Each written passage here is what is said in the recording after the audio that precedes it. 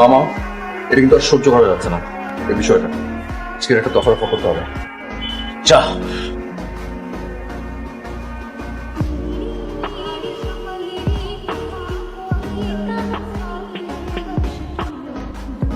কি সমস্যা আপনার?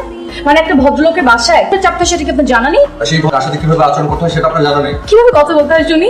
আর মাথার উপর আফলাফিকল হয় দেখে তো ছোট একটা মনে হয়। অচল থেকে ছাদ ভেঙে ফেলছেন, ব্যাগ আছে কত লাফাচ্ছেন কেন? হোয়াট সত্যি বলেছেন? আপনি আপনার মুখ সামনে কথা বলেন। কি নাচ বন্ধ করেন, আমি মুখ সামনে কথা বলবো। আপনি যদি আমাকে একবার ব্যাঙ্গাচি বলে থাকেন না, কি শুরু করেছিস? কিভাবে কথা বলতে হয়? খালামণি তুমি ভিতরে যাও, চল ভিতরে যা যা। এক্সট্রিমলি সরি বাবা, আসলে টিনা কথা বলার শুরু খুব এক্সাইটিং, কিছু মনে করো না। না না, ঠিক আছে।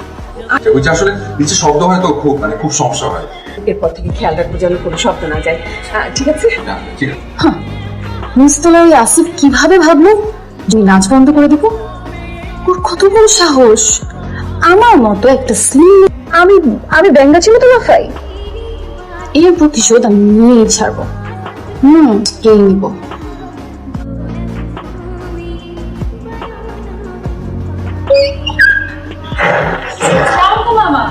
তোমার খালামণি ভালো আছে তো?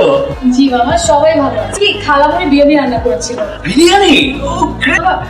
Thank you. ওয়ালাইকুম আসসালাম। তুই উপরের ফ্লোরের টিনা মেয়েটাকে বিয়ে করে ফেল। মেয়ে কারণ দুপুর বেলায় আমাদের দুজনের জন্য বিরিয়ানি নিয়ে এসেছিল। সরি, মানে আমি না একাই বিরিয়ানিটা পুরো খেয়ে ফেলেছি। কিন্তু মেয়েটার হাতের রান্না দারুণ।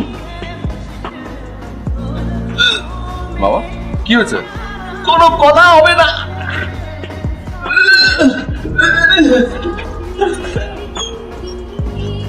আরে বাথরুমেই মনে হয় মৃত্যু হবে। খুব বাজে অবস্থা, মরে যাচ্ছি।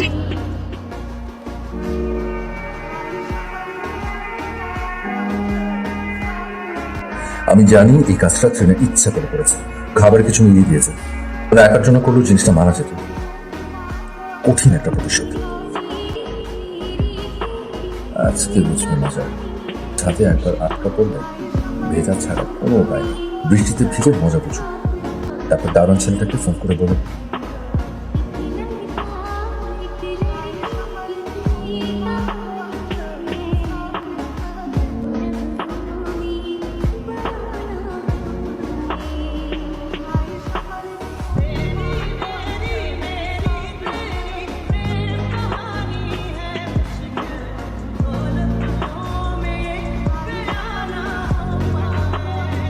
আপনি টিনার খুব জ্বর এসছে, এত রাত্রে ডাক্তার কোথায় পাবো? আমি এখন আসছি, আপনি একটা মিনিট দাঁড়ান।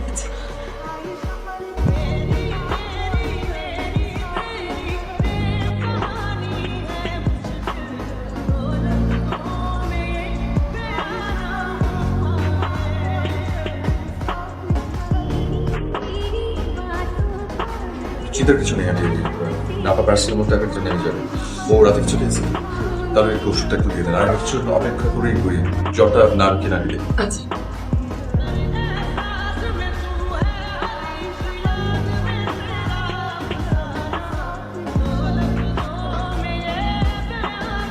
আসিফ, তুমি মনে হয় পাশে একটু ঘুমাও, আমার খুব ক্লান্ত লাগছে। তোমাকে যে কি বলে ধন্যবাদ দেব, ওটা করলো। ছাদের দরজাটা লাগিয়ে দিলে একবার দেখবে না বলে আছে কিনা ছাদে।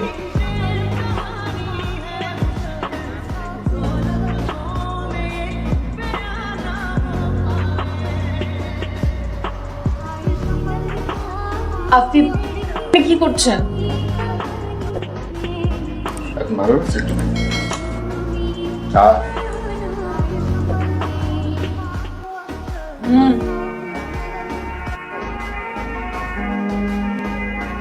এখন জ্বর নেই, তারপর এখন আসি। তৃণার সেই কোমল মুখটা বারবার চোখের সামনে ভেসে উঠছে। আমি শিওর কালকে রাতে ছাদের দরজাটা আসিফের কাজ। ওষুধ মিলানো খাবারের প্রতিশোধ নিতেও এই কাজটা করেছে।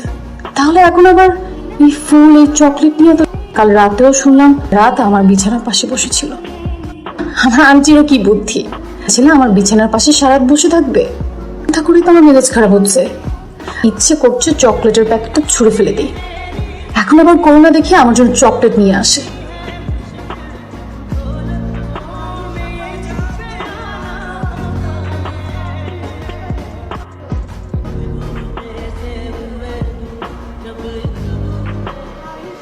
আচ্ছা, আসিফ কি আমার প্রেমে পড়েছে? দুদিনই ওর সঙ্গে দেখা হয়ে যাচ্ছে।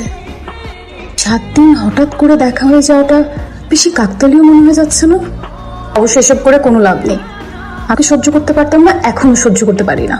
যদিও ওর অপরাধ আমি ক্ষমা করে দিয়েছি, কারণ অপরাধটা আমারও ছিল। এজন্য তো ওর মামার কাছে আমি ক্ষমা চেয়ে নিয়েছি।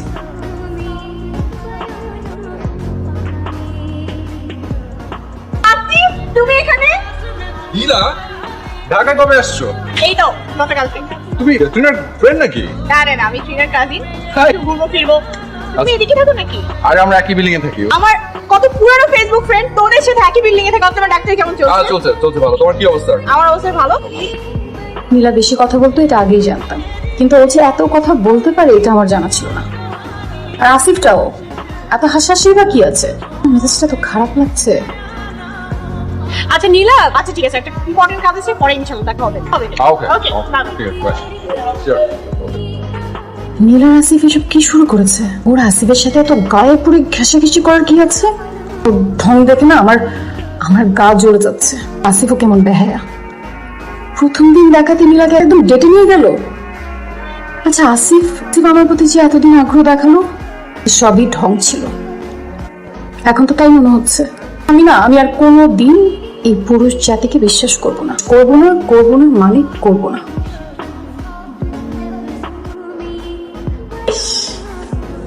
কিছু না, আজকে অনেকদিন পর সুন্দর একটা বিকাল কাটালাম।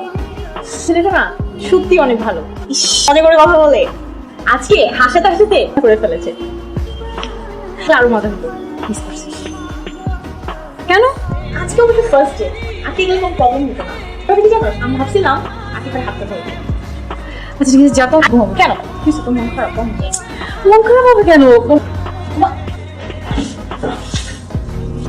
টিনা, ভালো আছো? আসসালামু আলাইকুম। ওয়ালাইকুম সালাম। আচ্ছা চলো, খাওয়ার সময় হয়ে গেছে, আসিফ আমরা টেবিলে বসে গল্প করি। একটু মাংস দিই? না মাসুল না। ওই আসিফের বিয়েটা দিয়ে দিলে আর কোনো সমস্যাই থাকবে না। কেমন মেয়ে পছন্দ তোমাদের? ভালো মেয়ে হতে হবে, আর যদি রান্নাটা ভালো পারে, টিনার মতো রান্না করতে পারে, তাহলে তো কথাই নেই। আসিফ, ঠিক আছে। আচ্ছা নীলা, তুমি আমাকে একটা হেল্প করতে পারবে? কি বলো? নীলা, আমি ট্রিনাকে ভালোবাসি, মানে আমি সিরিয়াস, কিন্তু প্রবলেম হচ্ছে ওকে সামনাসামনি গিয়ে জীবনে বলতে পারবো না। তুমি কি আমাকে হেল্প করতে পারবো? কিন্তু আসিফ, ট্রিনার তো বয়ফ্রেন্ড আছে। ট্রিনার কই, আমি জানতাম না তো। ওর বয়ফ্রেন্ড তোর সাথেই পড়ে। সেটাই হবে। আচ্ছা, ওর কি সিরিয়াস রিলেশনশিপ? মানে বলো না। আমি সর্বোচ্চ চেষ্টা করব ট্রিনাকে জানানোর। চলো উঠি।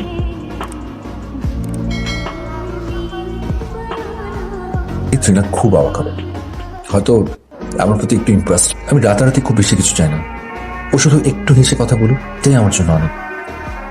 আজকের মতোই একটা দিন আমার জীবনে আসবে, টকটকে লাল রক্তকণায় পূর্ণ, হৃদয়ের সব ভালোবাসার কথা পারবো কি জড়িয়ে ধরতে। ট্রিনা, হাই। বল, আমাকে কেমন লাগছে? এত রাতে শাড়ি পরে কোথায় যাচ্ছিস? আর বলিস না, ছাদে বসে একসাথে নক্ষত্র দেখবো। কেন জানি অনেক অবাক হচ্ছি, আর বুঝতে পারছি যে আমি আসিফের প্রতি খুব দুর্বল হয়ে পড়েছি। সবকিছু কেমন জানি বদলে গেল। কাল আমার জন্মদিন, আর নীলাও জিনিসটা ভুলে গেল, এভাবেও চলে গেল। আসিফেরও তো জন্মদিনের কথা জানার কথা, গত বছর ওর মামা চকলেট পাঠিয়েছিল। অবশ্য নীলাকে নিয়ে নক্ষত্র দেখা এত ব্যস্ত, আমার কথা মনে পড়ার সময় আছে? সারপ্রাইজ! ট্রিনা আসেনি? আসিফ, আমি তোকে অনেক রিকোয়েস্ট করেছি, তারপর আসলো না।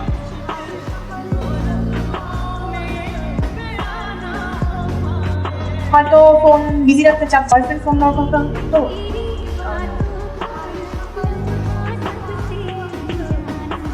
তুমি এভাবে মন খারাপ করে থাকলে আমার অনেক কষ্ট লাগবে।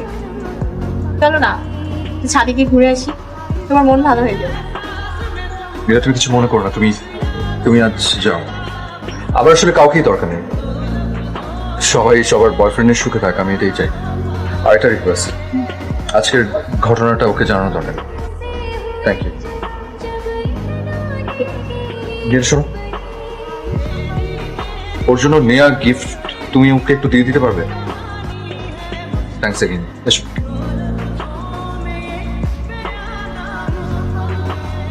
প্লিজ একটু দাঁড়াও। আচ্ছা তুমি কি কালকে পারতে না একটা মুহূর্তের জন্য একটু নিচে আসতে?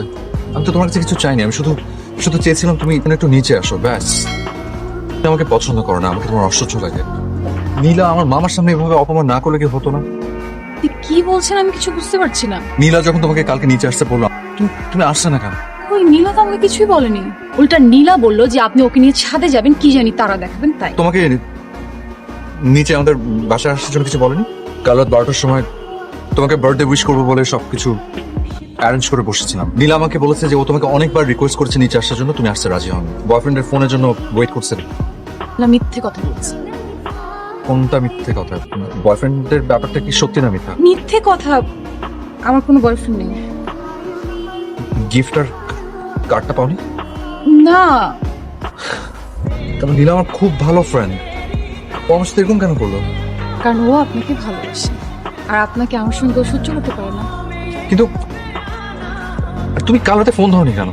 আবার তো ছাদে গিয়েছেন, একটু শুনে আমি রেগেছিলাম। রেগেছিলে কেন? কারণ আমি আপনাকে নীলার সঙ্গে সহ্য করতে পারি না। কারণটা কি? জানি না, আমি গেলাম। আর কালকে রাতে ফোন ধরতে পারিনি, এই জন্য I am sorry. I promise next যত রাগ উঠুক যে দুটো ফোন ধরবো। নীলা তোকে পানাতে কে দিয়েছে? কে আবার? আসি দিয়ে কার্ডটা ভেবে তোকেই দিয়েছে, তোর নামের জায়গায় আমার নাম লিখেছে। বাহ, ভালোই তো, দুজনেরই বার্থডে। হ্যাপি বার্থডে নীলা। নীলা, আমার আসিফের সঙ্গে কথা হয়েছে, তোর সঙ্গে কাজটা কেন করলি? জানি মিথ্যা বলাটা আমার অপরাধ হয়েছে, কিন্তু বিশ্বাস কর আমিও আসিফকে প্রচন্ড ভালোবেসে ফেলেছি। নীলা, আসিফ তো তোকে ভালোবাসে না। আমি জানি। তুই প্লিজ আমার কাছে কষ্ট পাস না। কষ্ট পাস তাহলে সরি, রিয়েলি সরি। বোকাটা আসলে আমি জানিও তোকে ভালোবাসে, তো কোনো জোর করে পাওয়া যায় না। দুজনের মাঝখানে বাধা হয়ে এসেছিল। Please, আমাকে মাফ করে this.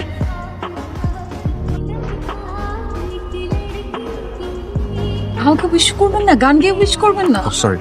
Happy birthday to you, birthday to you, happy birthday.